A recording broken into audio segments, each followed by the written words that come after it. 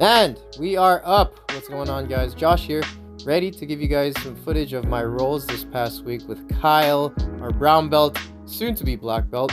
Hopefully, I feel like he's put in the work, so I'm really excited for him when he gets his black. So just going over some rolling footage here. I'm in an X guard, and I'm basically giving you guys my thoughts and my process as we're kind of going along here. So I try to strip that X, and then from there I'm kind of entangled still. We end up in somewhat of a half guard. I back step over his foot. I monitor that foot to make sure he doesn't build up to a knee, but I let go. So my biggest mistake there was not holding on long enough, and now he's going to go ahead and proceed with his passing game here. So I try not to utilize too much grips, although that would be my biggest downfall in the gi.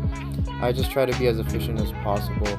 That's just been my game. Now we're kind of caught in an X guard here. He's posting with his hand. I'm trying to strip it off, and I noticed that there wasn't much of a base behind him, so I went ahead and inverted a little bit, and then I built up here like so. Now I'm on my feet. I've been trying to focus a little more on my standing game. I noticed that when they are bigger than me, it's kind of hard pressure passing through them, so I'm trying to find a way to go around them, and it's been working for the most part. I do realize that I do have a mobility advantage when they are flat on their back. He has a nice little sweep here, dummy sweep, or whatever you want to call it. He holds my leg up to make sure I don't get up. I try to swing for a triangle. No luck there because he's Kyle and he's brown. Actually, well, he's a brown belt, that's for sure. I don't know if he's actually brown, but yeah. Anyways, we're continuing here. He has a nice little back opportunity here for him. He has the grip there. Now, my biggest downfall is those grips, being able to fight those lapel grips. And when they're just flat out stronger than you, there's not much you can do, especially when you try to break their grips. What did that bald smart guy say? He said to negate the grips as best as you can, but here I am. He goes through a slice very nicely. He cross faces me here, and now we're stuck. We as in I, just I. And I make a conscious effort to turn to my side just so I could somehow build up to a knee, or maybe shoot my knee through to kind of re-guard. But again, very nice control here from him. I strip his hand off because I know that hand is going towards my head. It has to. It's either towards my head or somewhere on my upper body, whether it's a near side underhook. I go for an ankle pick, but he sumo squat hopped backwards. I've never seen that before in my life. Dude has great balance. Now again, we go into the X guard position. I grab onto his leg, and then I obtain this back position. What do you call this? I don't know what you call it. I just have butterfly hooks. He tries to underhook with his right hand to swing on over. I follow through, and then I end up on top. Here we go again. So I try kind of going through him again, but after today, this was a very good indicator for me to realize that, hey, maybe going through them, especially when they are bigger and stronger than you, isn't the best idea. So from here, he has a nice grip on my leg. I try to strip his legs down, and then he has this wrist grip. Look at that.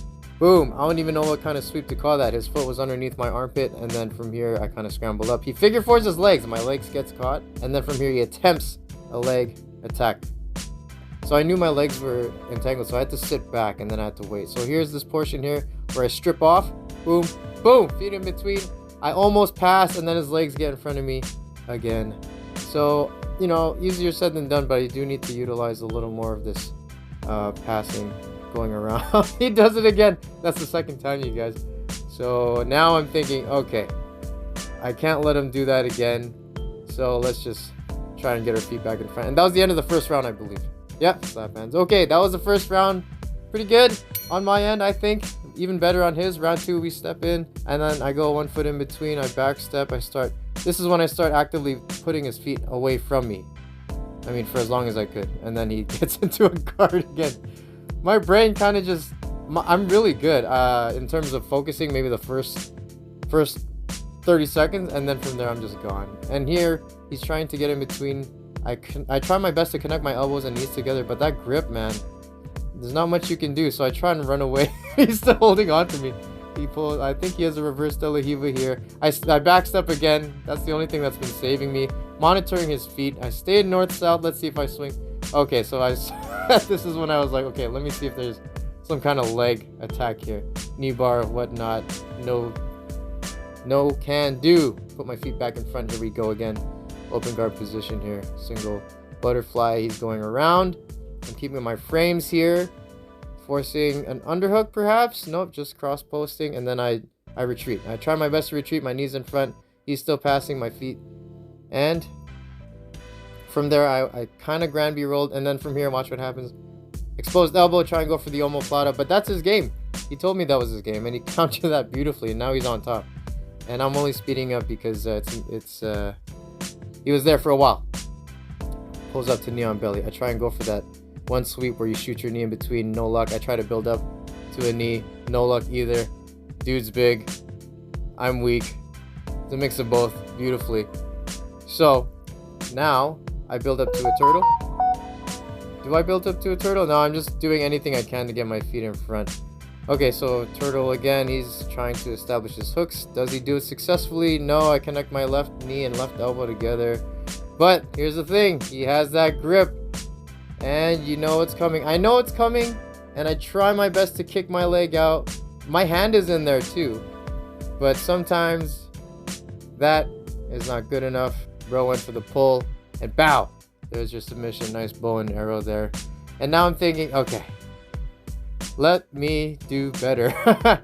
So, you know, again, my biggest fault there was letting him get there that far.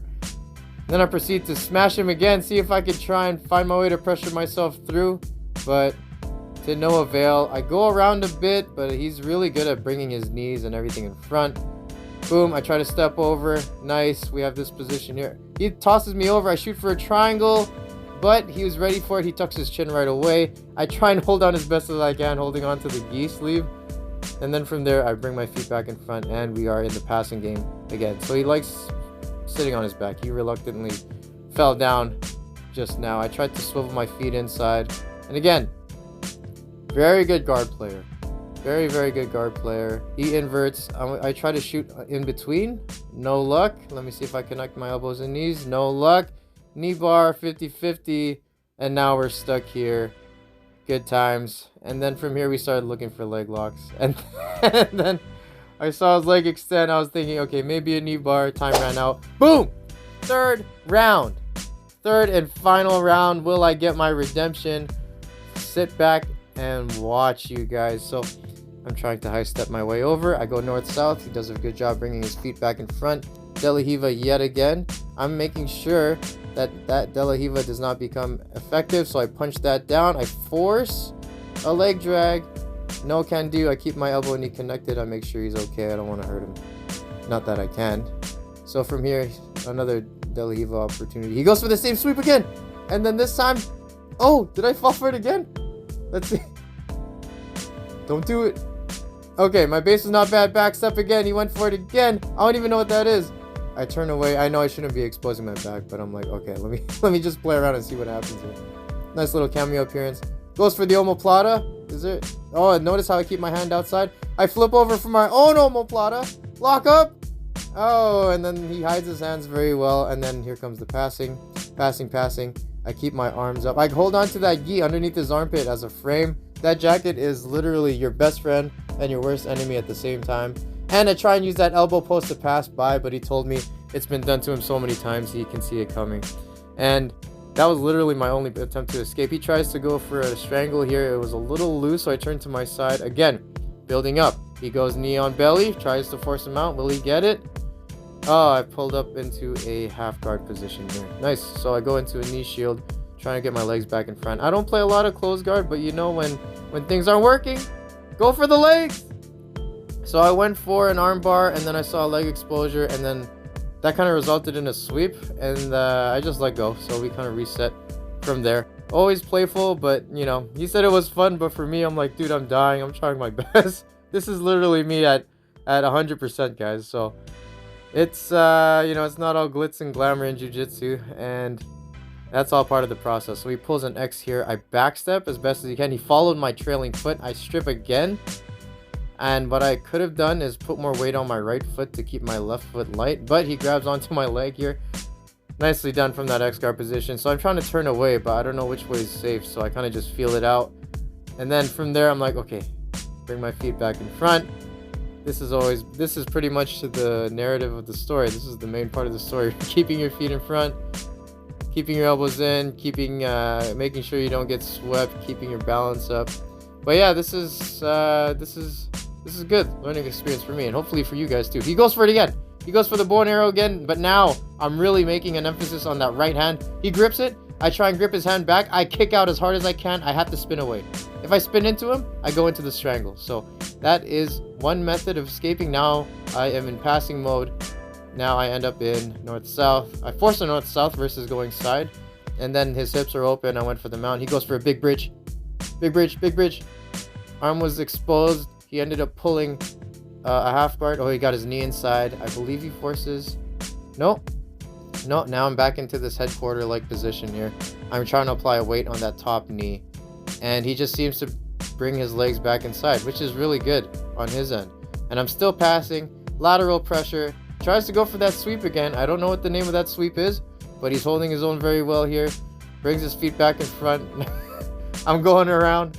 Frames are crazy. Retention is crazy. I'm applying pressure onto the back of his hip, or pretty much his hamstring.